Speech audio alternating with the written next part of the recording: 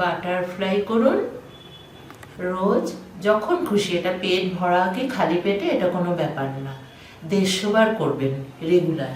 এরকম করে বসবেন, এরকম করে হাতটা নেবেন, নিয়ে নিচে দেবেন, এরকম পাটা চেপে এবার হাত সামনে নেবেন, নিয়ে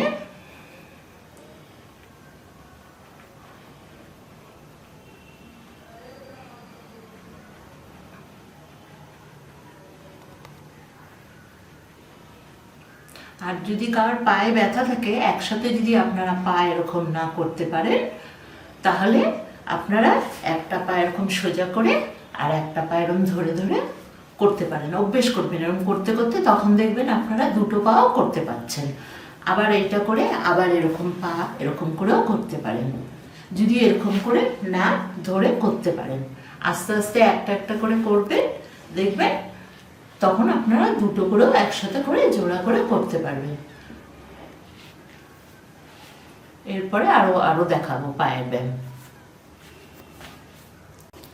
আপনাদের যদি খুব পায়ে ব্যথা হয় বা নাই হোক, এই পায়ের ব্যায়ামটা করবেন রোজ দিন। এটাকে বলে সূক্ষ্ম ব্যায়াম। আঙ্গুলগুলো এরকম করবেন, 10 করবেন, 1 2 করে 10 করবেন,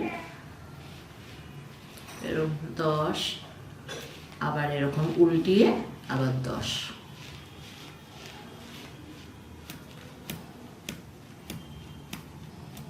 এবার পাটাকে টান পুরো শক্ত, এরকম এরকম 1 2 3 4 করে 10 বার গুনবেন, আবার ছেড়ে দেবেন। আবার এরকম 1 2 করে 10 বার গুনবেন, টাইট থাকবে পাটা এরকম। আর যদি হাঁটুতে জেল শুকিয়ে যায়, ব্যথা হয়, এই ব্যায়ামটা করলে খুব আরাম পাবেন।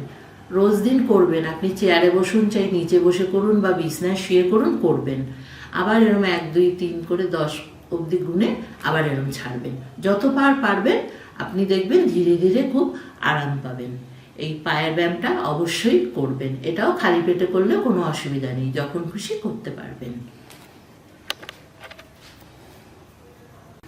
সবাইকে ধন্যবাদ। আমি আবার পরবর্তীতে সূক্ষ্ম ব্যায়ামগুলো আপনাদের যোগ ব্যায়ামগুলো দেখাবো।